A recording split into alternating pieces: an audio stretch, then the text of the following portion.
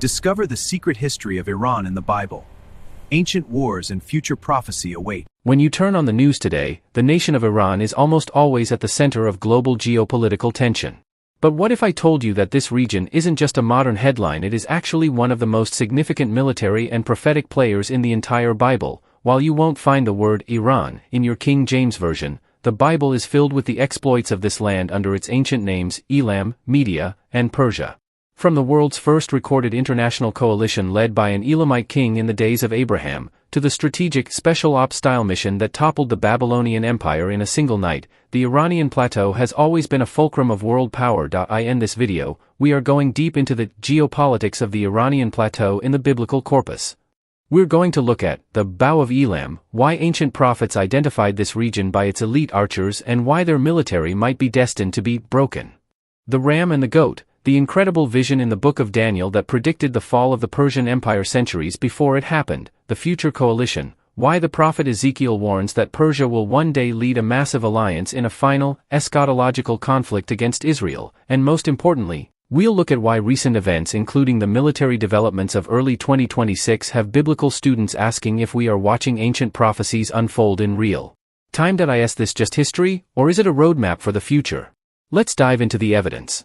The region encompassing modern-day Iran occupies a central role in the historical and prophetic narratives of the biblical corpus.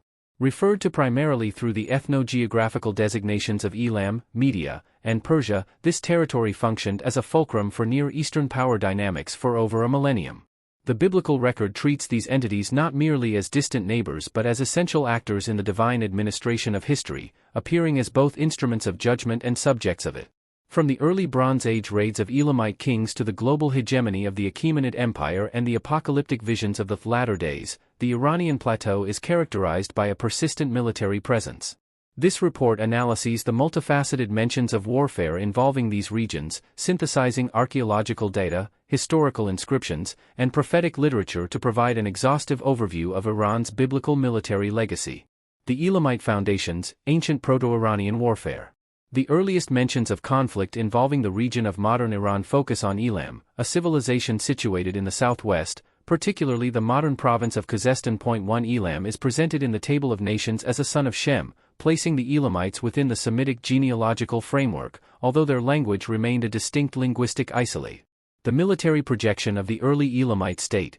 The first specific instance of Elamite warfare occurs in Genesis 14, which describes a complex military campaign led by Chedorlaomer, king of Elam. This account serves as a testament to the early military reach of Elamite monarchs, who were capable of projecting power across the Fertile Crescent to the Jordan Valley. Chedorlaomer headed a coalition of 4 eastern kings representing Shinar, Elasa, Elam, and Goim against 5 local kings of the Dead Sea region. The historical credibility of this era is bolstered by the presence of Elamite royal names in cuneiform records. The prefix Kudur, frequently found in Elamite king lists, such as Kudur-Lagamar or Kudur-Nanghundi, corroborates the naming conventions of the Genesis narrative. During this period, Elam was a significant rival to early Babylonian and Assyrian power, frequently raiding Mesopotamia and returning with significant spoils, including sacred monuments and temple treasures. Key feature. Description of early Elamite military context. Biblical/historical evidence. Coalition leader. Chedorlaomer, Kudur-Lagamar. Genesis 14 verses 1 to 12. Geographic core. Susa, Shushan, and the Anzan region. Daniel 8 verse 2, Jeremiah 49 verse 34. Strategic weaponry. The composite bow, the bow of Elam. Jeremiah 49 verse 35, Isaiah 22 verse 6. Principal rival. Neo-Sumerian, Babylonian, and Assyrian states. Sargon of Akkad, Ashurbanipal. End of independence. Destruction of Susa by Ashurbanipal, c. 640 BCE. Assyrian Rassam cylinder. The symbolism of the Elamite bow. Throughout the prophetic literature, the military identity of Elam is inextricably linked to the bow. In the ancient Near East, the bow was more than a weapon, it was a symbol of national sovereignty and offensive capacity. 7 Jeremiah 49 verse 35 explicitly declares God's intent to break the bow of Elam, the mainstay of their might. Archaeological findings at Susa and depictions on Assyrian reliefs confirm that Elamite archers were considered the elite of the ancient world, often serving as the primary deterrent against Mesopotamian expansion. Isaiah 22 verse 6 provides a vivid snapshot of Elamite military participation within the broader imperial structures of the time. During the Assyrian siege of Jerusalem, Elamite soldiers are described as bearing the quiver alongside the shield bearers of Kir.8. This indicates a shift from independent sovereignty to imperial conscription, as the Assyrians frequently incorporated conquered elite units into their own vanguard to enhance the shock value of their sieges. The fall of Babylon and the Medo-Persian coalition. The transition from Elamite regional power to the Medo-Persian global empire marks a critical turning point in the biblical narrative of warfare.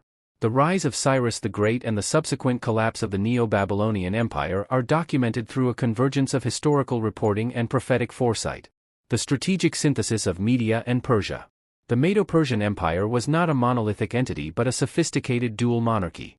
Historically, the Medes inhabited the mountainous regions of northern Iran, Ecbatana, while the Persians occupied the southern territories. Under Cyrus the Great, these two powers were unified into a formidable military coalition. The book of Daniel captures this duality through the vision of the ram with two horns in Daniel 8 verse 3. One horn was higher than the other, and the higher one grew up last. This precisely mirrors the historical reality that Media was initially the senior partner in the alliance, but was eventually eclipsed by the rapid expansion of Persian power under the Achaemenid dynasty. The military collapse of the Babylonian frontier, 539 BCE. The fall of Babylon is perhaps the most scrutinized military event in the biblical and extra-biblical record. Isaiah 21 verse 2 contains an explicit divine commission, "Go up, O Elam. Lay siege, O Media." This call identifies the specific ethnic components that would eventually penetrate the Babylonian defenses. The narrative in Daniel 5 describes the fall of the city during the writing on the wall incident at King Belshazzar's feast. 16 While the Babylonian elites were distracted by religious festivities, likely the Akitu festival honoring Sin or Marduk, the Medo-Persian army executed a brilliant engineering feat by diverting the waters of the Euphrates River into nearby canals. The Persian troops were able to march through the riverbed and enter the city through the open river gates. Tactical element. Medo-Persian strategy at Babylon. Source/corroboration. Engineering feat. Diversion of the Euphrates River. Isaiah 44 verse 27, Herodotus. Intelligence. Timing the attack with a Babylonian festival. Daniel 5, Nabonidus Chronicle 14. Command structure. Cyrus, Supreme King, and Ugbaru/Darius, General. Isaiah 45 verse 1, Daniel 5 verse 31. Diplomatic approach. Presentation as liberators, not conquerors. Cyrus cylinder. Immediate result. Restoration of local cults and Jewish return. Ezra 1 verses 1-4, Cyrus cylinder. Historical records like the Nabonidus Chronicle and the Cyrus cylinder offer a nuanced view of this conquest.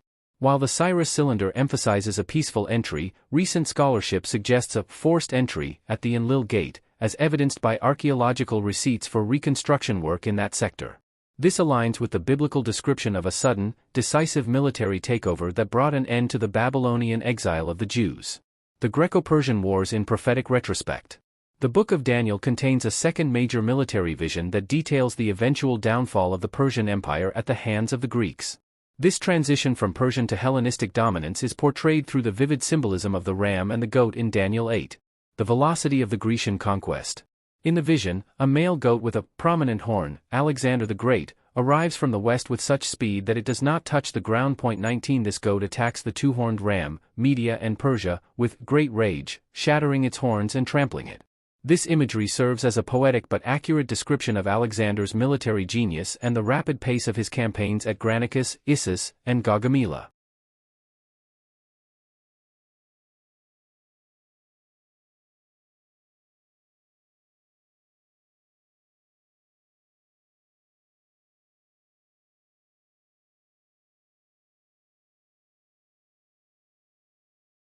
Following the collapse of the Persian ram, the vision details the breaking of the goat's large horn at the height of its power, a reference to Alexander's sudden death in Babylon at age 32. The subsequent appearance of four notable ones, horns, represents the division of the empire among Alexander's generals, the Diadochi, which shifted the geopolitical focus of the region for centuries. Empire division. General/dynasty. Territory including Iran. The Northern Horn. Lysimachus. Thrace and portions of Asia Minor. The Western Horn. Cassander. Macedonia and Greece. The Southern Horn. Ptolemy. Egypt, Palestine, and Arabia Patria. The Eastern Horn. Seleucus. Syria, Babylonia, and the Iranian plateau. The Little Horn and the Maccabean conflict. Emerging from one of these Hellenistic divisions was a little horn that would grow in power to the south and to the east and toward the beautiful land. Most commentators identify this figure as Antiochus IV Epiphanes, the Seleucid ruler who controlled the former Persian territories. His military campaigns in Judea represented a direct clash between Hellenistic Persian administrative practices and Jewish religious autonomy.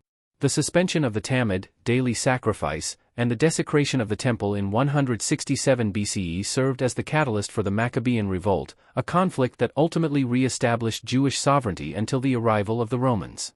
The vision's mention of 2,300 evenings and mornings is interpreted by scholars as the specific timeframe of this desecration before the temple was rededicated, Hanukkah. Administrative and military oversight in the Achaemenid period. The books of Esther, Ezra, and Nehemiah provide extensive details regarding the internal military and bureaucratic mechanisms of the Persian Empire. This period is characterized by the management of 127 provinces stretching from modern India to Ethiopia. The Feast of Susa, a military review. The Book of Esther begins with a 180-day feast given by King Ahasuerus, Xerxes I, for all his nobles and officials, specifically including the military leaders of Persia and Media. This extended celebration was not merely a display of wealth but likely served as a strategic council or military review prior to major campaigns, such as Xerxes' invasion of Greece. The administrative capital of Susa served as the primary residence for the king during these councils. Excavations at Susa have revealed the Apadana, throne hall, and sophisticated fortifications that align with the biblical description of the citadel of Susa. The integration of Medes and Persians into the highest levels of the imperial bureaucracy is highlighted by the mention of the 7 nobles of Persia and Media who served as the king's special advisors. Opposition to the restoration, the Trans-Euphrates coalition. During the return from exile, the Jewish community faced military and political sabotage from regional governors within the Persian system.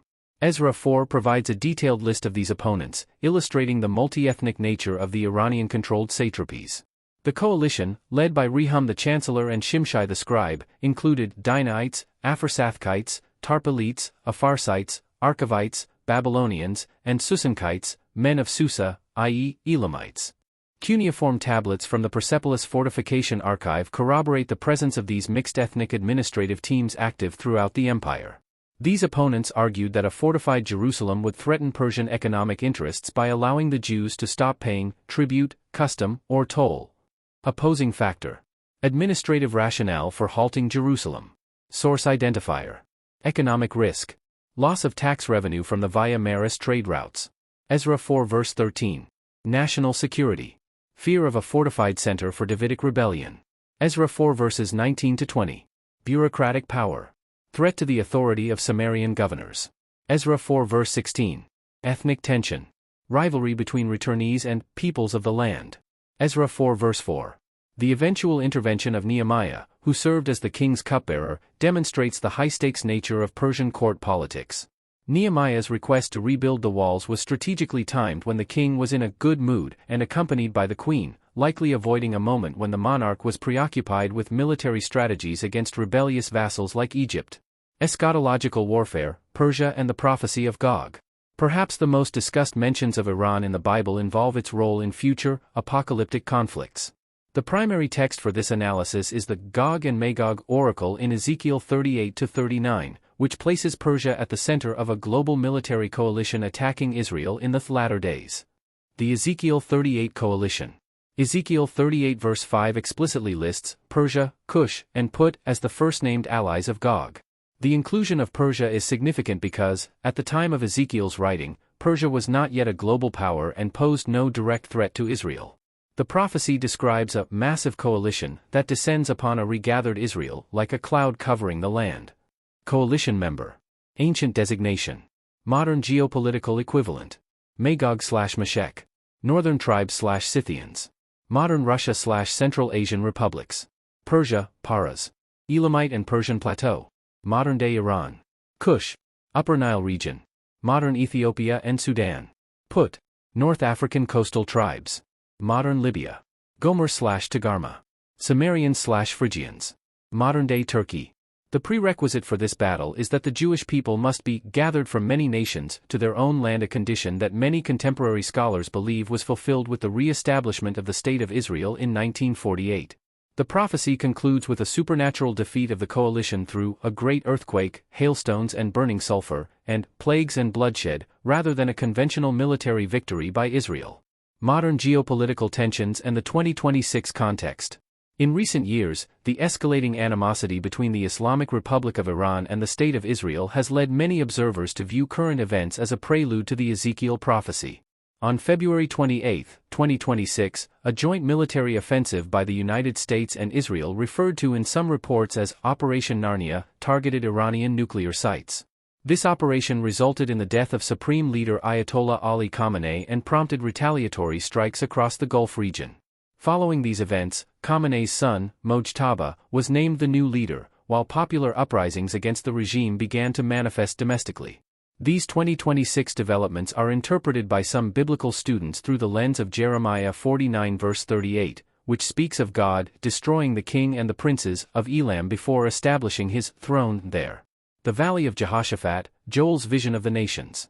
The prophet Joel provides another framework for understanding the judgment of the nations, specifically focusing on the crimes committed against the inhabitants of Judah during the period of Persian dominance.